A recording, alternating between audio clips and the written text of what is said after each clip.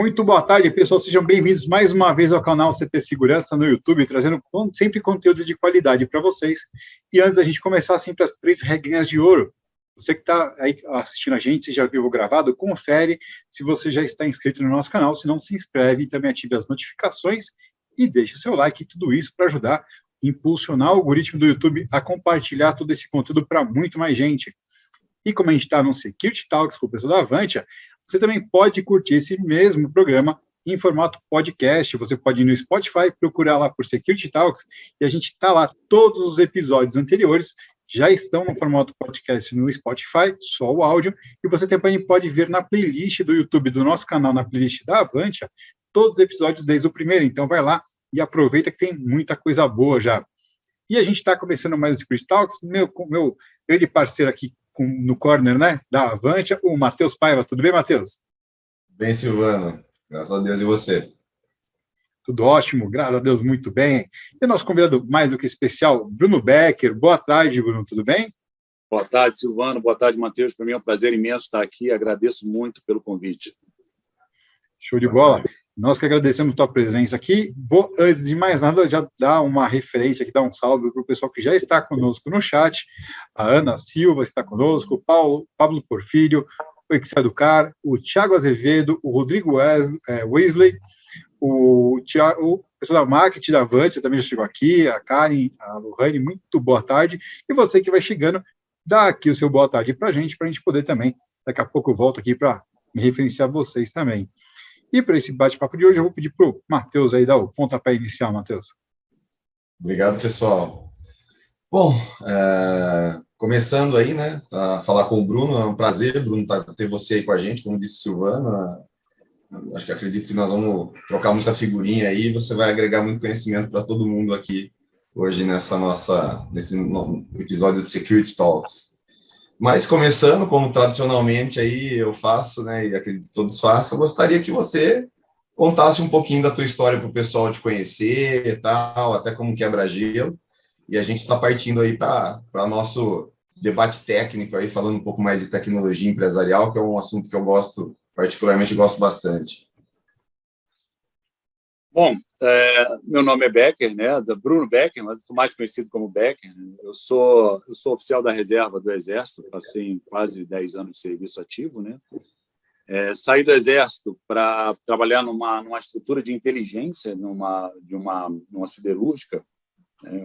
Foi uma oportunidade muito interessante, né? E depois de lá, saí da siderurgia para mineração, primeiro trabalhando numa joint venture de uma empresa nacional com um consórcio asiático, depois numa outra empresa nacional.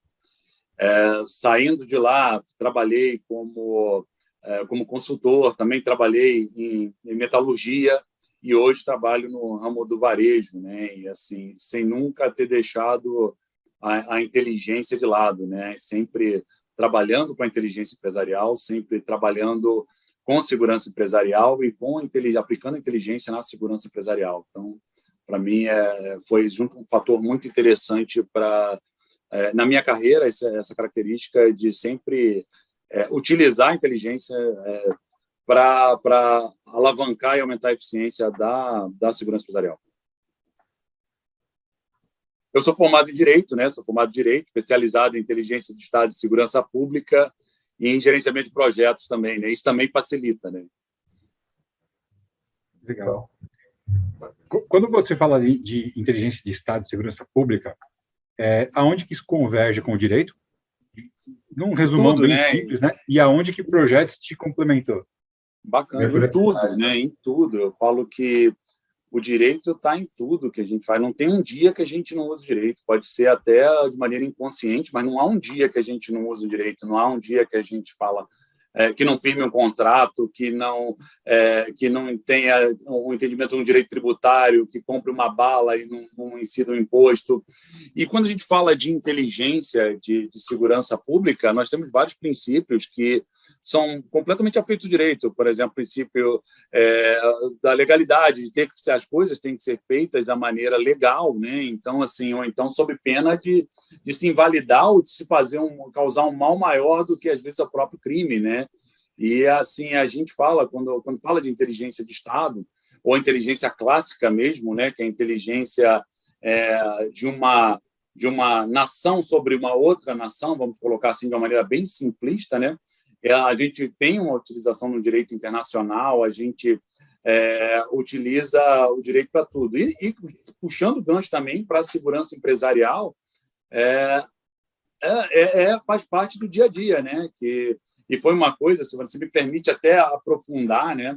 Eu lembro quando eu estava fazendo o curso de segurança, de inteligência de Estado de Segurança Pública, eu tive uma discussão com o coordenador do curso, que ele era o secretário adjunto de Defesa Social de Minas Gerais. Então, para mim, a segurança, a inteligência na segurança empresarial mais se aproximava da inteligência de segurança pública, né? E para ele mais se aproximava da inteligência competitiva. E, na verdade, eu fui voto vencido, e eu dou graças a Deus dele ter me convencido disso, né? Porque quando a gente vai falar de inteligência na segurança empresarial, se trata de se fazer com que aquele empreendimento, que aquele negócio tenha mais condições de sobreviver, de aumentar a sua lucratividade e de florescer, de prosperar, né? E, às vezes, a gente fala em enxugar margens exíguas em transporte, na aquisição de insumos, e a gente não esquece em que há uma estimativa da Association of Certified Fraud Examiners, né, de que em torno de 5% do que se produz, do produto bruto, né, de uma empresa ou de uma nação, se perde em virtude de fraude. E se a gente ataca esses 5%, imagina, às vezes 5% é a margem de lucro de uma empresa, né? Então, quando a gente trata disso, e para isso não deixa de ser uma segurança, uma inteligência competitiva, né? E o direito tem tudo a ver, né? Porque aí temos que separar exatamente o que é lícito, o que é ético, o que é moralmente defensável. Então, nós tem que ser profissionais muito, muito pautados pela ética e pela responsabilidade, né? Porque a inteligência ele é um instrumento muito forte, ainda mais aliado à tecnologia. Ele é muito forte, ele tem a capacidade de obter muitos dados, processar, gerar um conhecimento muito relevante acerca de pessoas e instituições. Então, é para ser utilizado quando, de fato, há justificativa para tanto, né? Então, assim, e o direito ele serve muito para isso, né? Para coibir os abusos nisso, né? Mas quando a gente fala, se a gente segue preceitos morais, preceitos éticos, a gente não chegaria nem nesse ponto. Bacana. Acho que tem muita coisa também associada hoje à tecnologia, falando um pouco da área de direito, agora que você me surpreendeu dizendo que você é formado em direito, bacana isso. Muitas das tecnologias que vieram para ser o futuro, né, que são as nossas coletas de dados biométricos aí e tudo mais, né, ao longo do tempo se tornaram dados sensíveis, né? E com o advento aí da nossa famosa LGBT, né? Lei Geral de LGPD, Lei Geral de Proteção de Dados. Então, isso daí também influencia bastante, né, Bruno? Porque hoje eu vejo que muitos sistemas que tinham sido projetados há 3 a 4 anos atrás, eles não estão sendo parte jogada no lixo por conta de armazenamento de um dado biométrico no setor privado, né? Então, isso também acredito que seja parte de uma grande avaliação que você acaba fazendo sobre tecnologias e tudo mais para que não caia numa roubada, né?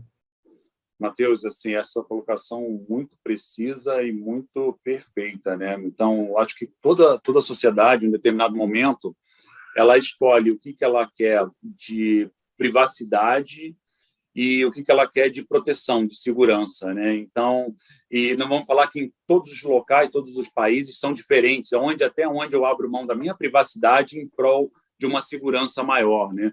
Nós vamos falar do que aconteceu nos Estados Unidos depois de 11 de setembro, em que a população americana ela aceita uma interferência maior na sua esfera, vamos colocar até mesmo íntima, na sua uma interferência maior naquele dado que seria considerado pessoal do que a sociedade brasileira. Às vezes a sociedade brasileira não está muito preparada, por mais que o brasileiro seja tido como uma pessoa muito expansiva e muito amigável, tudo, o brasileiro gosta de sua privacidade, né? Então, assim, e nós temos esse problema, porque o que foi implantado sem prever a LGPD e o que foi implantado sem se pautar pela legislação que antecedeu na Europa, que já dava para ver, já era um cheiro, então até a gente pode falar até em termos de inteligência, era uma coisa que quem estava monitorando o cenário saberia que isso ia chegar ao Brasil cedo ou tarde, né? Então, assim, muita coisa foi implantada e que vai ter que ir para a sexta seção, né? A cesta do lixo, porque ela não está enquadrada nos princípios hoje que legais de LGPD. Sim, com certeza. E tecnologias essas, né, usadas em áreas sensíveis de prédios e empresariais e tudo mais. Eu sempre digo que o grande calcanhar de Aquiles de qualquer prédio aí que tem grande frequentatividade é o nosso famoso controle de acesso, né? O controle de acesso é uma coisa bem complexa, né? E é onde bem esses sistemas estão cerceados aí dentro da LGPD e está tendo que ser feita toda essa revisão, né? Mas conta aí o que você teve de interação com tecnologias aí voltadas a controle de acesso, por exemplo, já. Você chegou a ver coisa nova? Você tem visto o que por aí hoje em dia? Você que está bastante inserido no mercado tecnológico também. Sim, agora a gente entra para uma questão bem interessante, né? E até fazendo justamente a remissão à inteligência, né? Quando a gente trabalha tanto com inteligência no nível estratégico ou tático ou operacional, eu gosto sempre de fazer um parêntese que isso em português, né, no Brasil, porque se for falar em inglês vai procurar a pirâmide invertida, né? Tem o operational e vai ter está acima do tactical, o tactical está abaixo, o operacional e o tático em português é invertido do inglês, né? Então, para quem não notou isso, é bem interessante falar isso. Então, se procurar alguma coisa no exterior, o que a gente chama de operacional, eles chamam de tático, o que a gente chama de tático, eles chamam de operacional. Mas, feito esse parêntese, né, a gente, colocando aquilo na frente e muita da tecnologia sendo utilizada, quando se tem um plano de inteligência e se vislumbra que determinadas coisas são indicadores de uma fraude, indicadores de uma burla, indicadores de um crime, indicadores de que um prejuízo está por vir, o controle de acesso é de fundamental importância, né? Então, assim, a gente hoje vê muito controle de acesso de reconhecimento facial. A gente, todo mundo agora quer instalar o reconhecimento facial como controle de acesso. É claro que tem suas vantagens e suas desvantagens, né? Nós temos o bom e velho crachá, aí depende da tecnologia, que às vezes a pessoa vê o crachá e não sabe o que está embarcado, né? Não sabe que um crachá é completamente diferente um do outro, né? Dependendo da tecnologia que foi embarcada, né? E às vezes muitas pessoas compram gato por lebre. Então, assim, um crachá que ele é seguro, mas o crachá que esse que foi vendido como seguro, às vezes ele pode ser clonado com um equipamento de baixo custo, né? Um equipamento vindo do Oriente de baixo custo, chega rapidamente, vai, clona aquele crachá e se consegue colocar, enquanto nós temos crachás que não permitem fazer isso. Nós temos, e eu já tive que trabalhar em vários projetos, e um muito interessante, que era em área, quando a gente estava falando só de reconhecimento de impressão digital. Por exemplo, o primeiro, a leitura de dado biométrico, vamos colocar a impressão digital. Aí colocava, mas vamos fazer o controle de acesso de caminhoneiros. E eles estavam com a mão suja, porque do seu dia a dia, né? Do seu dia a dia, da lida diária deles, né? Era do trabalho, inerente ao trabalho. E ele falou, não, mas... E, às vezes, quem pensa muito na caixa ou tem algo que é pronto para fazer e, não é verdade, não atende à necessidade, acaba não enxergando a maneira de fazer isso. Naquela época, a gente colocava a própria geometria da mão, que funcionava na época, né? Sim. E agora, às vezes, a gente não tem nem tanta agilidade de implantar uma tecnologia e já chega uma outra mais moderna, como foi o reconhecimento facial, e a gente parando de falar de geometria da mão, que muita gente às vezes nem conhece que seria possível reconhecer uma pessoa com isso, né? A gente vai falar da íris, poxa, e hoje eu tenho que ter reconhecimento facial. E aí, o que é interessante as pessoas verem, por exemplo, o nível de assertividade. Eu lembro de uma vez estar conversando com uma pessoa e falando assim, não, mas meu sistema é muito bom, eu tenho... vai pegar 98% das vezes, ele vai reconhecer. Eu falei, tudo bem, então isso quer dizer que, pelo tamanho dessa empresa, eu vou ter 53 pessoas do lado de fora da empresa todo dia. Aí falou, não, meu fluxo é muito grande. Eu falei, então a gente tem que raciocinar como é que vai ser feito isso. Vai ser feito, às vezes, com crachá, só autenticando, ou reconhecendo mesmo a face. Então, eu acho que primeiro, fundamental é ter um plano para saber o que se quer saber com o reconhecimento, com o controle de acesso. Eu quero controlar instalações, eu quero obter mais dados disso aí, alguns dados que me fazem sentido para uma prevenção de fraude. Às vezes, para a emergência, eu quero saber quantas pessoas tem em uma mina, né? Quando a gente está conversando em algo parecido, uma pessoa... Quantos estão na mina nesse momento? Quantos estão nesse prédio nesse momento? Eu tenho que evacuar esse prédio, então tem um incêndio. Quantas pessoas tem aí dentro? Quantas saíram? Quantas não saíram? Então, a gente vai ver, eu tenho linha de catracas, mas num incêndio, as catracas, eu vou tirar as catracas ou vou liberar as catracas. Mas existe tecnologia que já poderia ler que essas pessoas estão saindo ou não, né? E quantas tem dentro do prédio. Então, eu lembro de um projeto no passado que chegava o brigadista e já aparecia numa tela, o brigadista chegou, já aparece a foto dele lá, ele autenticou no sistema, já aparece. Então, achei bem interessante isso. Então, assim, eu acho que é muito de desenhar o plano de inteligência, saber o que nós queremos com o controle de acesso. É só segurança física? Nós queremos só limitar, proteger o acesso? Não. Então, nós queremos também emergência, ou nós queremos inteligência. Eu quero saber, eu tenho um determinado fornecedor de transporte que transporta um determinado produto, um determinado insumo, ou um determinado subproduto da minha empresa. Quantas vezes essa pessoa passou? Eu estou sendo cobrado, estou sendo feita uma medição de um contrato com base em um headcount mínimo que eu tenho que ter naquela empresa e não está tendo esse headcount mínimo, né? Então, isso são casos que eu estou falando que já aconteceram no passado. Então, eu estou pagando por ter uma equipe de 10 engenheiros, um coordenador, 20 técnicos, e quando chega para trabalhar, está vindo um engenheiro, meio técnico, e assim, e como vamos saber isso? O controle de acesso, ele pode dizer isso. E ele pode dizer, até inclusive de maneira automatizada, para te apontar que determinadas red flags de que há o cometimento de uma possível fraude? Sim. E aí eu acho que isso é fundamental, isso é fenomenal, utilizar a tecnologia nesse sentido. Legal, muito bom. Nosso amigo Matheus deu uma pequena queda lá, daqui a pouco ele retoma com a gente. Eu quero aproveitar isso que você está trazendo, porque você mencionou agora há pouco que tem uma diferença muito grande quando a gente sai do Brasil, né, nessa questão de disponibilidade da biometria. Cada país, cada cultura tem um entendimento diferente, né? O americano, ele odeia ceder seus dados biométricos, não aceita facilmente ceder seus dados biométricos. O brasileiro é mais tranquilo, mais relaxado com relação a isso, né? Mas, ao mesmo tempo, a gente tem uma questão não só da disparidade dos próprios equipamentos em si, mas, por exemplo, se eu pegar um prédio com pessoas mais idosas, vai ter uma dificuldade maior na leitura de uma biometria digital. A classe médica, por conta das luvas de látex, né, sempre tem uma dificuldade maior também de usar a mesma tecnologia. O facial veio, tem a questão da máscara, ok, ele consegue ter assertividade mesmo assim. Qual que é o grande... quando a gente vai conciliar isso num projeto, né, visando segurança, aonde que pega mais? Porque há um entendimento também, quando a gente pensa no controle de acesso, segurança perimetral, que são só pequenas... são fases, né? O check-in, o método de check-in é só uma fase. Então, não adianta a gente pegar e ter o melhor controle de check-in do mundo, né?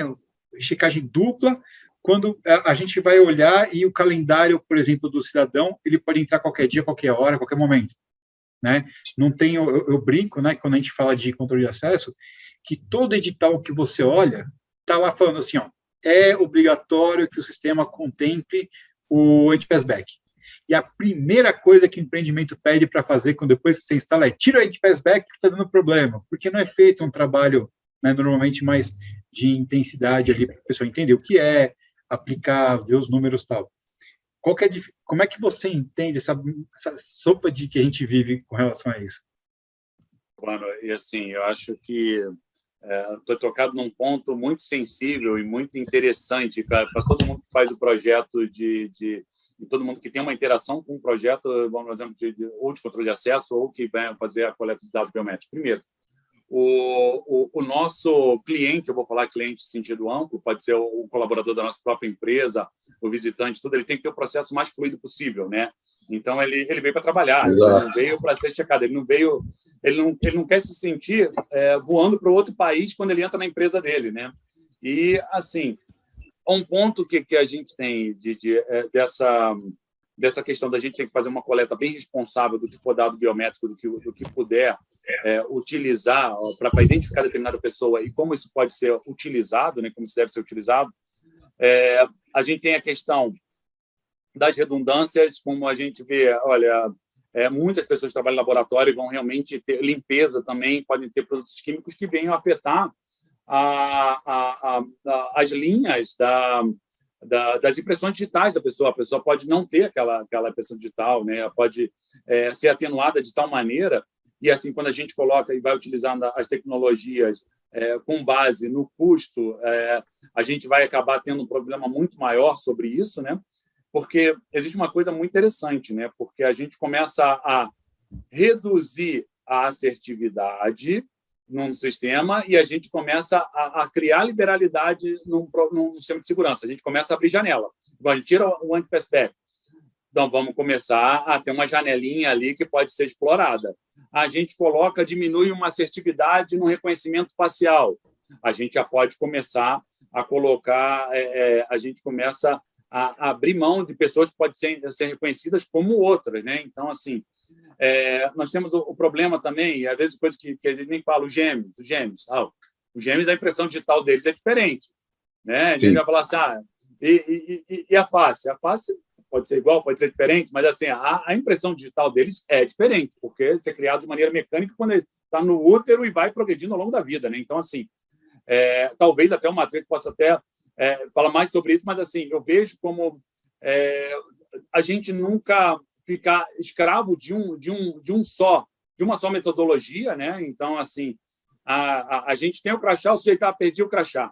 Então vai precisar do e-mail de não sei quem, de todo mundo. Hoje a tecnologia está tão barata, ao ponto de tão acessível, não vou falar barato, acessível, porque o bom equipamento ele traz o seu custo embutido, porque tem uma pesquisa, tem uma tecnologia que foi embarcada ali e que tem que ser remunerada. Então, assim, quando a gente fala de ter uns bons equipamentos que tem uma redundância, não, o sujeito que entra no facial não tem um crachá, o crachá é mais inseguro do que o facial. Mas a gente está colocando o crachá ou colocando a leitura da impressão digital, a gente consegue ter essa assertividade. E quando a gente fala do americano, o americano tem realmente essa relutância, os europeus mais ainda, né? Então, assim, mas toda vez que acontece um evento que ele causa uma comoção, ele traz de volta essa necessidade da segurança. Então, assim, diria até que mesmo em um menor grau nos Estados Unidos e na Europa, eu estava conversando com um companheiro agora sobre isso, né? E mais no Brasil também, porque a gente tem aquela cultura de trancar, colocar o cadeado depois que o ladrão entrou, né? Lá o ladrão entrou, temos que ter um cadeado, né? Então, de não ter muito planejamento, de não ter uma análise de risco, né? E eu acho que o fundamental é esse, é a gente saber do que nós estamos nos defendendo, o que nós queremos proteger, o que nós temos. Primeiro é isso, olha, o que eu quero proteger com o sistema de controle de acesso. O que esse sistema de controle de acesso ele pode me agregar em termos de segurança física? E depois, o que ele pode me agregar em emergência? O que ele pode me agregar em inteligência? O que ele pode me agregar em investigação? Então, até faço um parênteses, muita gente confunde inteligência com investigação, são coisas muito diversas, uma da outra, né? São muito diferentes. Mas, assim, eu acho que é muito por esse sentido, né, da gente ter que abrir mão, ceder um pouquinho da nossa privacidade em prol de uma segurança. Não estou falando de abrir muita coisa, eu sou uma pessoa muito reservada, eu particularmente sou, e assim, mas eu não fico confortável com determinadas práticas, assim, por exemplo, fornecer muitos dados para eu fazer uma aquisição que normalmente eu não precisaria daquele dado, de fornecer aquele dado. Eu não me sinto confortável com isso, né? Mas, assim, eu digo que existem determinada parcelas de nossa privacidade que nós vamos ter que abrir mão em função de ter uma segurança maior, né? De ter principalmente no país onde a gente vive de uma maneira que está bem inseguro, né? Que assim, eu acho que é uma análise, e aí vai entrar o direito de novo, Silvano. Então, assim, para não deixar o direito ser esquecido, né? Eu acho que é uma preponderância de princípios. Qual princípio é mais preponderante do que o outro, né? Então, assim, a minha segurança, o que está valendo aquele valor? A minha segurança, ela está valendo tanto quanto a minha proteção inteira, completa a minha privacidade. Não estou falando, venho de novo, não estou falando mal de abrir de parcela expressiva da privacidade. Estou falando, às vezes, de uma pequena coisa, de um dado, às vezes, do meu próprio dado biométrico, desde que devidamente guardado. A informação, hoje, a gente pode pedir para ser eliminado quando quiser, e a gente tem que ter tecnologia, processos e procedimentos para fazê-lo, né? E pessoas capacitadas, né, para lidar com isso, com essa guarda dessa informação, e principalmente para análise de risco, saber do que nós estamos nos defendendo, e o que nós queremos com esse sistema, o que esse sistema pode fazer, e uma análise do nosso integrador também, que ele, às vezes, ele consegue abrir a mente e falar, olha, isso pode lhe fornecer muito mais coisas do que você está imaginando no primeiro momento, né? e aí agregar muito mais coisa e mais inteligente ao seu sistema de segurança. Isso é muito interessante, o que o Bruno está falando, porque eu já caí várias vezes nessas questões. Controle de acesso foi uma coisa que a gente teve que trabalhar tanto, e esse equilíbrio de encontrar a segurança com a praticidade, né, e o fluxo de entrada das pessoas não ser impedido dentro de um prédio, é algo muito interessante, né? Como o Bruno disse, tem equipamentos hoje aí que você pega de mercado, né, que ele já faz reconhecimento facial, faz leitura de cartão de vários tipos, MyFair e outros tipos, já faz impressão digital. Uma coisa curiosa aí, falamos um pouco de impressão digital, né? Vale lembrar que 6% da população mundial não possui digital, né? Esse também foi um dos motivos da migração da digital para algumas outras tecnologias, né?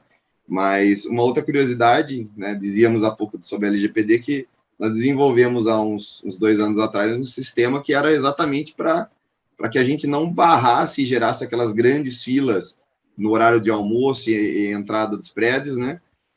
De expediente, com as recepcionistas e tudo mais, e a gente foi lá e criou, né, já estavam saindo os pré-cadastramentos, né, hoje a gente vê muito isso com QR Code em muitos prédios e tal, né, e nós resolvemos fazer isso com o reconhecimento facial, e foi daí onde eu também me deparei com um obstáculo desse, porque isso facilitaria totalmente, você teria as canaletas, as catracas, todas ali com reconhecimento facial apontado, você ia pré-cadastrar o visitante, e aquilo ia fazer uma fluidez muito grande, e em muitos casos você não ia nem ter uma recepcionista, né? Você poderia ter até um totem ali para resolução de quem quisesse cadastrar na hora. Isso está totalmente ligado à resolução, à redução de custos, né? Aliado a analíticos que você tem hoje ainda que controlam a forma como o indivíduo passa na catraca, né? Se ele passa de forma irregular, por baixo, por cima, é detectado, é alertado a central, via comunicação de áudio bidirecional, já consegue se falar com esse indivíduo ali em cima da catraca, mas o interessante de tudo isso, quando a gente implantou nessa época, caímos no ponto do jurídico novamente, que foi a LGPD. Eu não poderia ficar armazenando dados de visitantes, principalmente biométricos, né, de ordem facial ainda, né, dados RG e tudo mais, que o cara tinha que se pré-cadastrar, que seria fantástico aí para a fluidez e operação da controle de acesso. Tivemos que abortar isso daí para deixar de lado por conta da LGPD. Então, muitas vezes a tecnologia ela vem, né, mas realmente tem que ter um balanço entre nível de segurança, nível de praticidade e agora o jurídico também atuando bem forte junto com isso. É bastante interessante, é uma conversa muito ampla, controle de acesso em prédio empresarial, né? Não, mas se você começar dá para a gente piorar um pouco mais essa conversa. Porque tanto na parte corporativa como até no residencial, onde se usa amplamente a biometria, tanto de digital como facial, muita gente entende que, não, mas o pessoal deixou de usar o cartão, foi para a biometria, porque é mais seguro. Não. Quem opera ali no dia a dia sabe que muita dessa galera fala, não, eu não quero mais gastar dinheiro com cartão, o pessoal perde cartão, empresta cartão, eu quero parar de ter esse custo, e foi para a biometria. E às vezes sem entender exatamente, né, aquilo que estava levando para dentro da infraestrutura. Mas essa questão é uma coisa muito interessante, porque quando a gente olha para o Bruno, ele é especialista na parte de inteligência, né? E quando a gente fala no mundo que dados é o novo petróleo, e quem mais produz dados num sistema de segurança, em toda a infraestrutura de segurança, é controle de acesso, cara, é super importante que a gente tenha os analíticos bem configurados, a coisa bem configurada, para a gente ter uma noção, entender o fluxo, quem estava onde, como, por quem não estava e tudo mais, né? E quando a gente olha como, em geral, as empresas acabam operando, eu acho um gargalo muito importante, né? Porque controle de acesso, boa parte deles atendem bem. Agora, quem configura bem é outra história, né? Exato. Essa é uma questão crucial, né? Eu acompanhei muito o controle de acesso ser configurado, é complexo.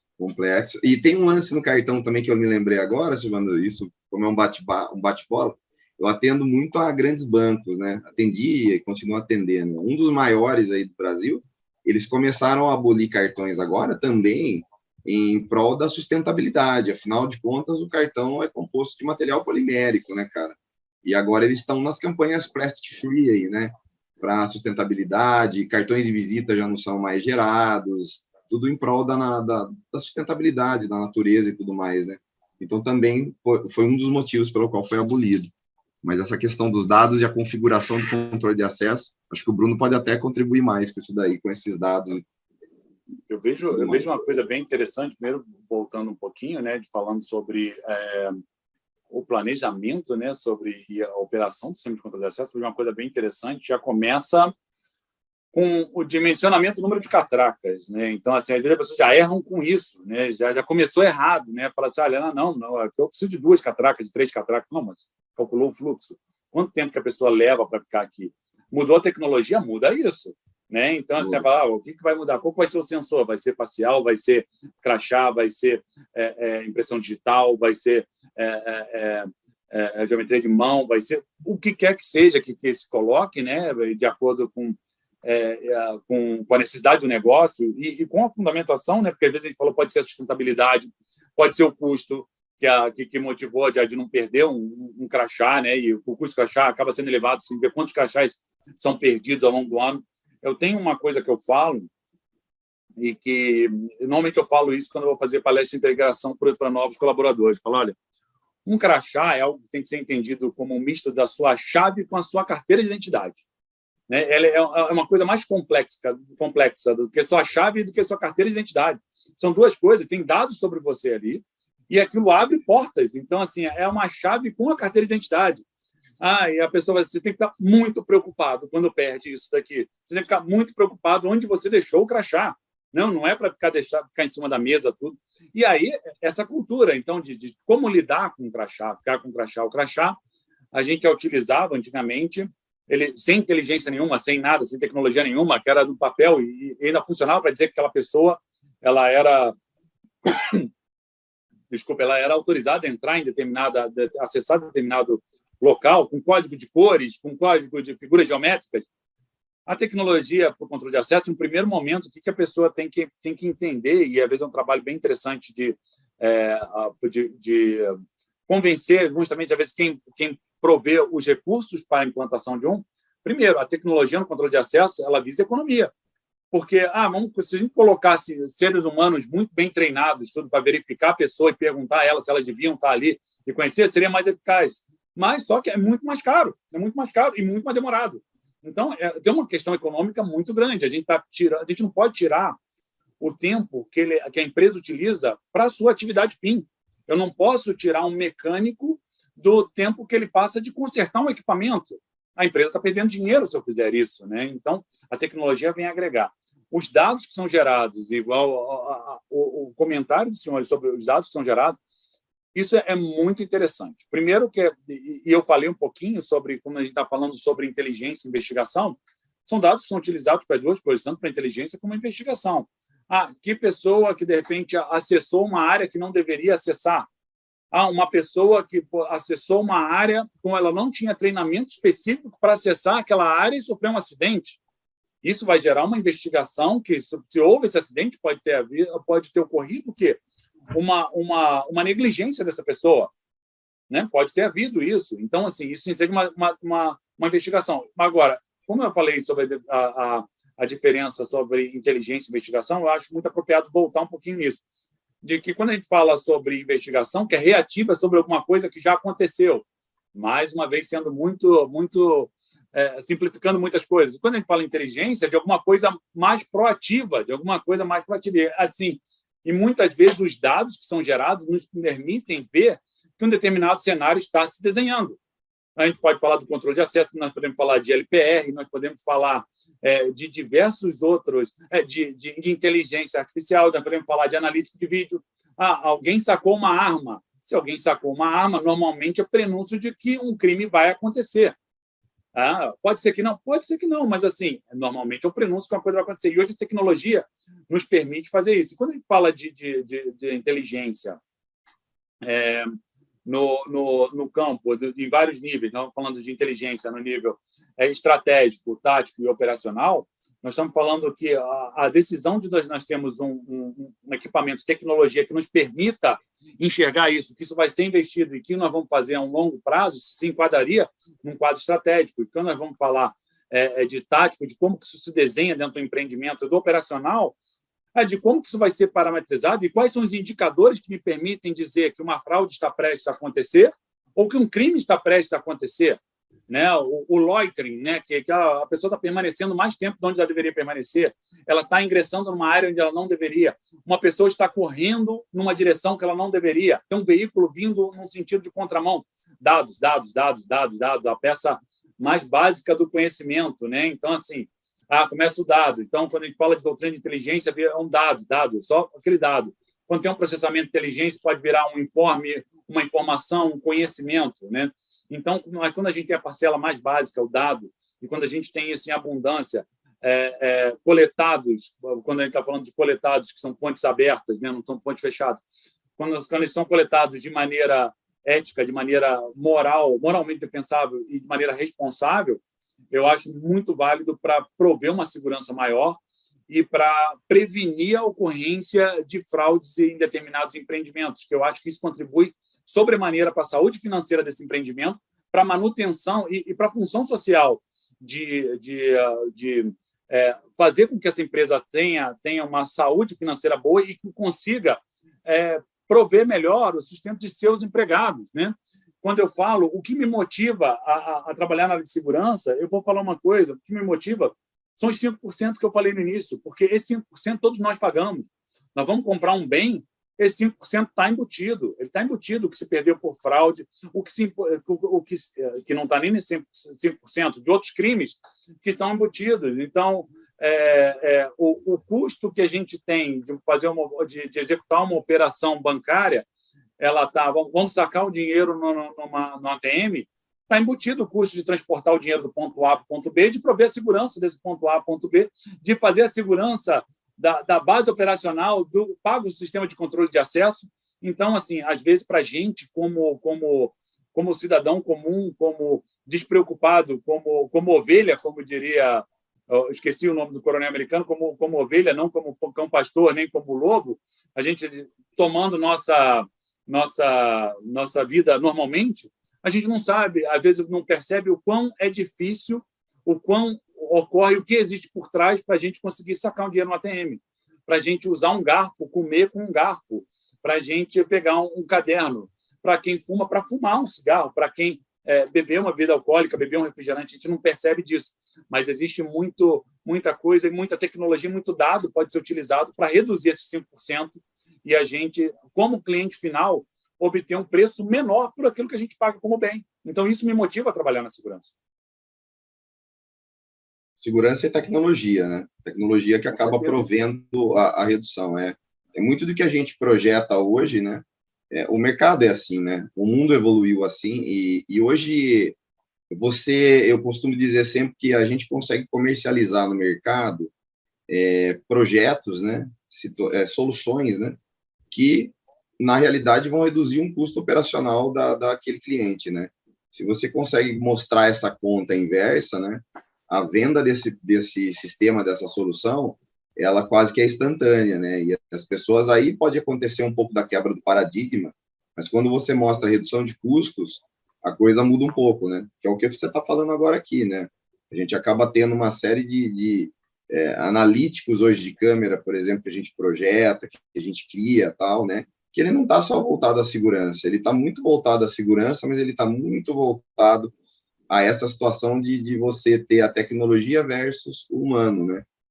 Nós chegamos a projetar seguranças, eu particularmente, né, no passado, em prédios empresariais, né, onde a gente cobriu o prédio todo. A gente tinha uma campanha aí de ponto cego zero, né, com as câmeras e para a gente ver situações. E chegou em um ponto que a gente começou a conflitar sobre qual seria a utilidade do ser humano como vigilante, como um cara de ronda ali, porque você ativava os analíticos após um horário que o prédio já não estava mais em funcionamento, né? Ele adormecia, e era aí onde a vigilância começava a fazer suas rondas, né? E a gente acabava tendo um índice altíssimo de falso positivo que os analíticos geravam, exatamente pela ronda estar passando por ali e as câmeras estarem programadas com inteligência artificial para detectar a movimentação de ser humano, né? Em horários pré-definidos. Então, a gente começou a avaliar isso, né? Até que ponto, né? compensa a gente encher muito de vigilantes, que é aquele bate-papo sempre que a gente sabe, né? Em um condomínio, em shopping, qualquer coisa que tenha muita frequentatividade, né? O vigilante, muitas vezes, ele está servindo para fornecer uma arma para o bandido, porque ele é o primeiro que é obrigado a se jogar no chão num momento desse, e é o primeiro que tem a arma roubada e vai ser usada depois para um próximo crime ainda, né?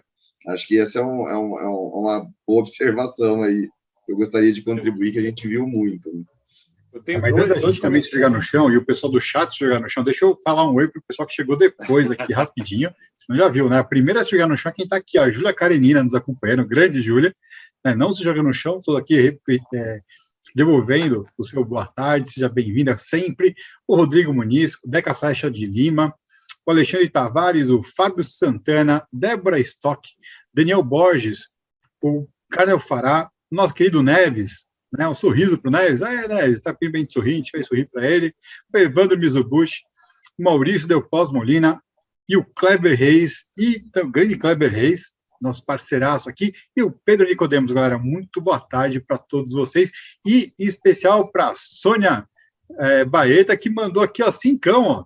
Acho que, ó, olha, eu estou em todos os Security Talks, o Matheus Paiva não é o primeiro, e eu acho que esse cincão, Matheus, foi pela participação do Bruno, hein? Poxa, olha, eu ouvi vários nomes conhecidos, assim, eu agradeço as pessoas, várias pessoas que eu trabalhei no passado, assim, que são pessoas fora de série no mercado, né? Eu ouvi várias pessoas aqui com nomes que muito conhecidos e pessoas que são referência no mercado e nas suas funções, né? E, assim, eu creio que pode pelos senhores, não por mim, né? Porque já estão... Alguns eu trabalhei, inclusive, eu acho que eu sou chato, né? Então, assim, as pessoas que me conhecem por ser chato, na verdade, eu acho um pouco perigoso. Eu acho que é mais pelos senhores que por mim. Muito bom, muito bom. A gente estava falando a respeito dessa questão toda do vigilante e tudo mais, mas a gente tem também a questão do sigilo da informação, né? A questão dos dados confidenciais, do vazamento eventual desses dados, né? A gente sempre gosta de lembrar do caso hoje a engenharia social é a maior arma, né, da galera. Como é que você pensa, opera, né, entende esse tema? Bom, vamos lá. Assim, nós somos tão fortes quanto o nosso elo mais fraco, né?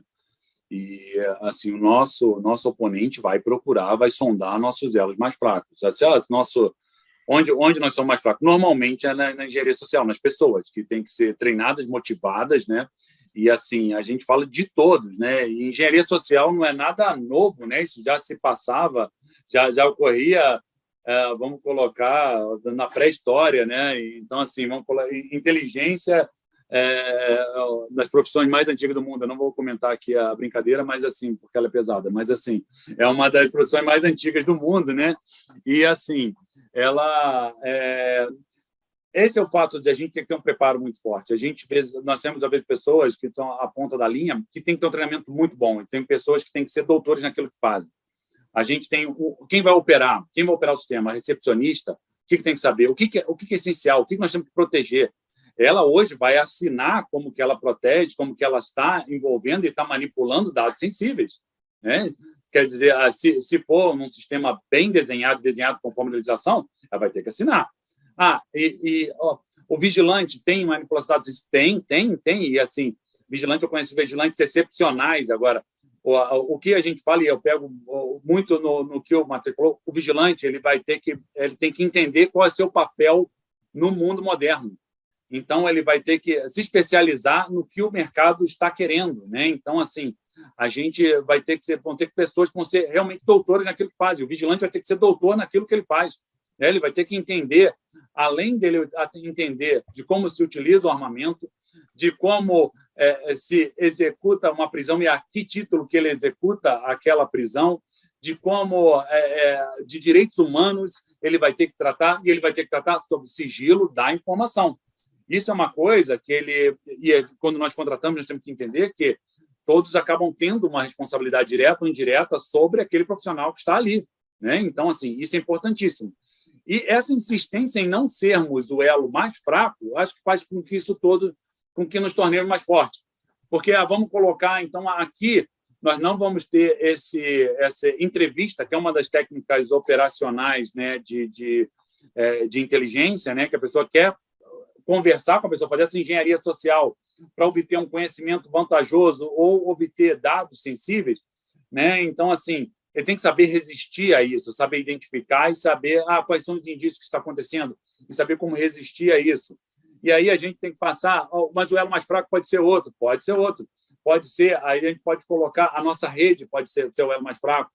E às vezes a gente tem que ter atenção. Quem são nossos fornecedores? Como é que estão trabalhando? Como é que a nossa rede está sendo mantida segura? A outra ponto, qual o dispositivo que a gente está usando? Eu já tive casos de empresa em que ela dominava um determinado processo de fabricação de um determinado bem, vamos colocar assim, e tinham câmeras que faziam a segurança daquilo. E eram câmeras que não só faziam segurança, mas câmeras de processo. E nós tínhamos diversas tentativas de se acessar essas câmeras. Né? Então, assim, a gente sabe que existe um conhecimento muito sensível ali. A melhor técnica de se produzir o meu caderno, não era o meu caderno, mas tudo bem, vamos colocar um bem XPTO. Então, qual a melhor técnica de esse é um conhecimento sensível e tem que ser protegido? Tem que ser protegido da pessoa que vai tirar a fotografia, que o vigilante está ali, da pessoa que não tem o acesso àquela área. Nós temos o vigilante, nós temos controlador de acesso, às vezes nós temos porteiro, nós temos recepcionista, mas nós temos também o quê? A nossa segurança lógica, nós temos toda a nossa tecnologia. Quem fez a tecnologia, quem tem acesso a tudo, a senha da sua câmera é de mim. Então, assim, olha, acho que deve ter bastante parcela de estar nos assistindo que está mudando a senha agora. Né? Então, assim, não mude a senha, é de mim. Então, a pessoa fica e peca no básico. Né? Qual é a nossa tecnologia? Então, a nossa tecnologia comporta aquele desafio. A gente está fazendo uma economia para proteger, às vezes, o melhor conhecimento de produção. Nós estamos fazendo economia no que está fazendo a guarda disso. É sensato fazer isso? E eu também retrocedo um pouquinho sobre o que o Matheus falou, e eu achei genial, porque normalmente, e eu falo que normalmente, o custo de fazer segurança ele se paga. Ele se paga de sim colocar uma tecnologia, ele se paga. É claro, se nós não quisermos nada muito esdrúxulo, nada muito sui generis, nada muito customizado, dedicado à minha empresa, porque eu quero vender, às vezes eu quero vender aquilo como uma inovação, como alguma coisa que seja diferente do mercado. Tudo bem. Mas, assim, normalmente ele se paga. Nós falamos aqui sobre controle de acesso. Controle de acesso é uma maneira de se garantir segurança e se baratear a conferência das pessoas que entram na empresa. Se baratear. Né? Isso é bem importante. As câmeras são maneiras que a gente tem de avaliar. Então, às vezes nós temos um entendimento errado do que os equipamentos fazem. Né? Então, a câmera nos permite avaliar. E vamos voltar para a câmera analógica. Disparava um alarme, o que a gente tem que fazer? Honda, vai lá. Dispêndio de combustível, aquela pessoa ia lá e o risco daquela pessoa. Ela chegava, e era sempre assim que era feita. Disparou um alarme, vai lá. 96%, se não me engano, dos alarmes são falsos sem sentido. Então, na maioria das vezes, eles iam chegar lá, iam pegar o alarme, não tinha nada. Na vez que o alarme era real, aquela pessoa estava num risco, ele já estava habituado a não ser nada. Então, ele estava com um risco muito maior. A maior causa de morte de policiais americanos nas décadas passadas era responder alarme de banco, porque eles já respondiam de maneira displicente, porque eles sabiam a chance daquilo ser real é muito baixa. E eles morriam porque eles não acreditavam e os bandidos já ouviam e chegavam e reagiam dessa maneira. Um outro ponto que eu coloco, foram dois casos muito interessantes. Um era o seguinte, eu comecei, quando eu saí do Exército e fui trabalhar na iniciativa privada, e nós estávamos montando uma estrutura de inteligência, essa estrutura de inteligência, em menos de um ano, ela já estava pagando todo o custo de toda a segurança empresarial dessa empresa. O que ela trouxe de volta de recuperação, de prevenção a crimes mesmo, como fala, eu acho que é os escocês, o ordinary and decent crime, o crime decente e comum, né? O crime mesmo, né? Que ela prevenia do crime e o que prevenia da fraude, né? O ordinary and decent crime em contraposição à fraude. Então, o que prevenia de fraude e desse crime, o que a gente conseguia de perda, tanto evitar a perda, de prevenir a perda e de recuperar uma perda que já tinha acontecido, ele pagou todo o sistema, pagava o ordenado de todo mundo que estava lá. Então, foi uma coisa muito sustentável. E a tecnologia, nessa estrutura de inteligência, a gente tinha um núcleo que era um núcleo de mais tecnologia, que servia para avaliar essas tecnologias, trabalhar em conjunto com os fornecedores, com os integradores, para ver o que poderia ser aplicado aquilo. Nós tínhamos um caso que era um material saía e tinha determinada dimensão. E, de acordo com a dimensão dele, a gente podia pressupor o peso e ele é vendido por peso, e a gente necessitava de uma inteligência de vídeo, uma câmera que passasse e interpretasse se aquilo estava do tamanho que foi vendido. Se não tivesse, era um indicador de uma fraude que estava acontecendo. Para-se essa composição ferroviária, porque muito provavelmente esse bem que está saindo, ele foi vendido por um preço e está sendo entregue um bem muito mais caro. Então, isso é uma coisa que foi... nessa época, não havia tecnologia disponível para tanto. Quer dizer, ou se havia, era tão ponta da linha que o preço não conseguiríamos trazer. Mas, hoje em dia, nós estamos falando de coisas que são corriqueiras, né? E que têm o potencial de trazer um retorno para o negócio muito grande. E um outro caso que eu quero falar, que assim, foi um caso muito emblemático, foi uma falha no sistema de análise de vídeo que eu tive uma vez. Implantamos um sistema bem dispendioso de análise de vídeo para analisar para nosso perímetro, para detectar se as pessoas estavam pulando uma cerca, um alambrado em determinada empresa. E, assim, na primeira semana, não foi na primeira semana, não. O que aconteceu? Houve um incêndio do lado de fora, uma pessoa sem querer provocou um incêndio, o incêndio partiu de um ponto A para o ponto B e partiu para dentro e atingiu uma estrutura muito relevante na empresa, que era inflamável. Isso alarmou o sistema. E como alarmou o sistema, e era um problema de configuração, ele acabou alarmando, entendendo como se fosse uma pessoa, salvou grande parte da empresa. Então, o sistema se pagou nessa ação, que, embora seja atravessada, ele vira um comentário até jocoso, mas ele salvou grande parte da empresa, a análise inteligente de vídeo, né? E depois nós passamos a pesquisar como que nós podemos fazer para detectar também o incêndio, porque isso foi tão crítico que isso economizou mais dinheiro do que as pessoas que pulavam a cerca, né? Nós evitamos tendo um incêndio num posto de combustíveis, né? Num local onde se armazenava combustível, né? Era gás. Então, assim, isso é fora de série. Então, eu passo foro com o Matheus e falo assim, olha, isso é para baratear. Agora, eu tenho que fazer meia-culpa no gestor de segurança, que nós temos que saber justificar isso, apresentar o projeto. Qual o payback? Temos que saber fazer isso, né? Isso é um fato. Só para complementar isso daí, essa história. Você quer falar, Silvano? Não. Só admirando, aprendendo. Você sabe que o primeiro negócio que eu me envolvi, quando comecei a trabalhar com seguranças e analíticos de vídeo, foi a primeira startup que eu tive, foi para detecção de focos de incêndio em plantações, né? E demorou um tempo para a gente desenvolveu um analítico em parceria com um grande fabricante de câmera aí. Ele nos ajudou bastante fornecendo equipamento, a gente desenhou todo o analítico e tal. Essa startup é uma das mais, em 2018 fiz a venda da minha parte e tal, mas atualmente é uma das mais premiadas aí por várias premiações, seja lá de BNDES, Verde e tudo mais. E demorou muito tempo para eu conseguir provar, né? O que depois ficou um fato, né?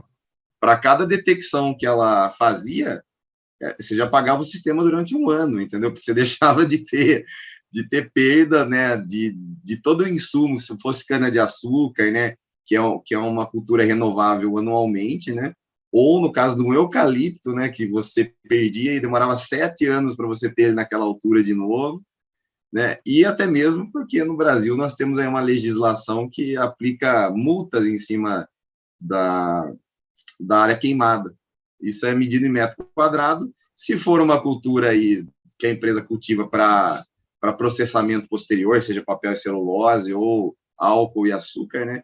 É uma coisa, mas se isso alastra do ponto A para o ponto B, que você diz que é pular de uma área comum para uma área de preservação permanente, meu amigo, são milhões de multas. Então, assim, é que hoje eu assimilo a segurança muito com o seguro veicular, né? Pode ser que você não utilize o seguro ou a tecnologia de segurança que você está tendo, né?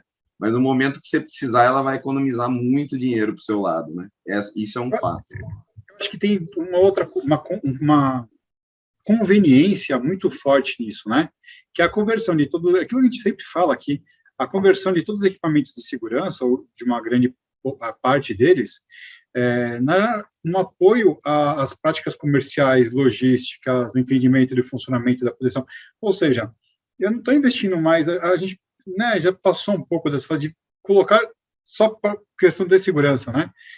e sim trazer a inteligência, né, que o Bruno Becker tanto falou aí, a respeito de, olha, tem aquela câmera ali, ela, ok, vai ver se alguém está pulando o muro, mas ela vai me ajudar a analisar fluxo, ela vai me ajudar a analisar tempo de transporte de carga, eventualmente, entendeu? Sim. Tem um monte de coisa ali que a gente começa, né? Performance, né? Tem muita coisa. Eu acho que é muito quando a segurança ela passa a ser enxergada como parte do negócio, isso acontece de uma maneira natural, né? Isso acontece de uma maneira natural, né? E, assim, eu gostei muito do que o Matheus falou e acho uma coisa interessante. Acho que eu considero que seguro a gente sempre usa, porque a gente tem uma tranquilidade, a gente dorme. Então, assim, eu tenho seguro, eu vou ter o seguro do meu carro. Eu paro o carro fora. Já não consegui parar o carro num estacionamento fechado. Então, eu falo assim, olha, meu carro está seguro, parado na rua, porque eu tenho, sabe? Eu consigo deslocar ponto A, ponto B, com uma tranquilidade de espírito. Eu falava muito isso, às vezes, assim, olha, que o papel da segurança também é muito fazer com que a empresa consiga tomar as suas decisões livre de pressões de atores que são que cometem atos ilícitos. Então, olha, a empresa pode seguir o seu caminho independente de ter um bandido tentando atrapalhar esse fim, de ter um fraudador. Então, eu acho que é uma tranquilidade que a gente tem quando a gente dispõe do sistema de segurança efetivo, que eu acho que é o seguro que a gente está sempre usando, né? Que a gente acaba usando para a gente, né? E assim, Matheus, uma coisa que me falou, eu aprendi, inclusive, eu creio que eu aprendi isso com o Porfírio, que está nos assistindo. Essa detecção de área queimada, de área de preservação ambiental, ela pode ser detectada por satélite. O Ministério Público, às vezes, fazia por satélite. Então, eles sabiam onde pegava fogo de qualquer maneira e voltava no tempo. Então, assim, olha, cadê esse foco de incêndio? Então, ele me ensinou, falou, não, vamos por aqui, a gente acessou, nós acessamos o relatório de satélite e nós começamos a ver, não há como esconder isso. Então, detecte, e tenha transparência sobre isso, tenha transparência, detecte rápido, combata e tenha transparência. Relate o que, olha, conseguimos, não conseguimos, o que está havendo, e assim, e tem esse conhecimento tudo, né? E a gente começa a trabalhar de uma maneira mais ética, uma maneira mais proativa, né? E de uma maneira muito mais profissional, né? A gente sabe, o Vato falou, eu pego uma indústria de celulose com papel, o investimento que se faz para se preservar o eucalipto, um incêndio de copa de árvore é uma coisa que eu acho que ninguém nunca quer ver na vida, né? E o prejuízo que isso dá, quanto que eles investem em caminhões-pipa para pegar e para extinguir incêndio, eu acho que é muito maior do que qualquer corpo de incêndio da localidade onde essa empresa se situa, né? Então, assim, é bastante coisa e tudo que vem agregar. E foi aquilo que eu falei, quando a gente detecta, tem um plano de inteligência e nós detectamos que determinados indicadores significam que algo mais grave está acontecendo, isso pode ser feito tanto com uma análise do ser humano, com coisas mais complexas, ou, às vezes, hoje a tecnologia nos permite fazer análise de coisas complexas, né? E eliminando e reduzindo o erro, né? Vamos colocar aquilo que eu estava falando, o alarme que toca toda hora ou não ter o alarme é quase a mesma coisa. Eu volto no que o Silvano falou, excesso de informação e falta de informação é quase que a mesma coisa, né? Então, assim, quando a gente consegue ter um processamento, uma avaliação efetiva, tanto pelo ser humano ou pela tecnologia, é bonito de ver, Muito bom, pessoal. Estamos no limiar, faltando 30 segundos para acabar o nosso programa, porque está bom demais. Eu tenho certeza que a gente ficaria mais 1, 2, 3 horas conversando. A Sônia Baeta está aqui, ó, mandando mais um superchat aqui para a gente, muito legal. Então, quem chegou aqui depois, né? O Pablo Porfírio acabou de falar aprendizado de Rondônia, né? Se referenciando ao que você comentou agora há pouco. Quem chegou com a gente depois aqui, ó, um pouquinho depois, foi o Mário Trancho, Jorge Carreira, o grande mestre Maurício Tiati com a gente, professor Tianes, o pessoal aqui da Drafma, o Pedro Nicodemos, enfim, e o Neves está aqui, falando assim, semana que vem tem saideira? Sim, temos ainda Security Talks na próxima semana, sem falta, pessoal. Bom, eu vou ter que encerrar por aqui esse bate-papo, que está fantástico, está muito bom. Bruno, muito obrigado, cara, foi muito legal. A gente me sinto lisonjeado por essa aula que você deu para a gente agora. Gratidão, cara. Uma aula. Que isso. Para mim é um prazer imenso. Eu aprendi muito com os senhores. É um prazer imenso estar aqui. Um prazer imenso em ouvir o nome de companheiros, de pessoas que eu respeito muito, da Sônia, grande Sônia. Então, assim, Sônia, trabalhamos também no passado, pessoa muito boa de serviço, realmente uma doutora no que faz, né? Então, assim, e várias pessoas, de rever companheiros, essa oportunidade de agregar, de ver outros pontos de vista e de a gente conseguir trocar, eu acho que não tem preço. Eu não senti essa hora passar. Muito bom. Gratidão, seja sempre muito bem-vindo. Matheus, de novo, obrigado por estar aqui com a gente, cara. É um prazer sempre, Silvano. Para mim é um prazer. Bruno, obrigado pela aula. Obrigado pela Avante, por confiar sempre na gente aqui. E na semana que vem, a gente vai estar com o Marcos Casquiel, aqui no Security Talks. Quarta-feira, às 17 horas, nós já temos encontro marcado. A programação do CT segue aí a sua regularidade. Daqui a pouco nós voltamos com Linha de Frente com o comandante Jorge Luca. Valeu, pessoal. Até breve.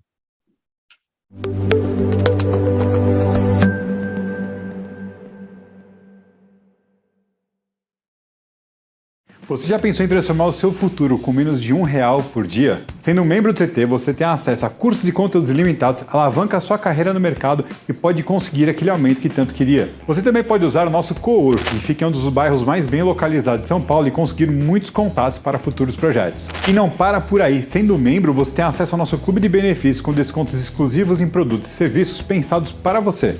E tudo isso por apenas R$ 29,90 por mês. Experimente por 7 dias grátis, seja um guerreiro da segurança. Acesse ctsegurança.com.br, clique em Seja Membro. Seja membro, seja CT.